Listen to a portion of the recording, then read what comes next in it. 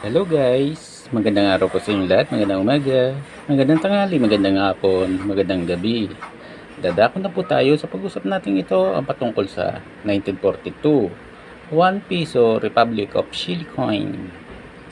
Ang bariyang ito na nasa inyong harapan ay isang uri ng vintage coin at ito po ay may edad na 81 years old ngayong year 2023 at nakaportrait po si Bernardo Higgins na naging leader po ng Chile noong 1817 hanggang 1823 at siya po ay isinilang noong 1778 at namatay noong 1842 at ang bariyang ito ay copper composition na tumitimbang ng 7.5 gram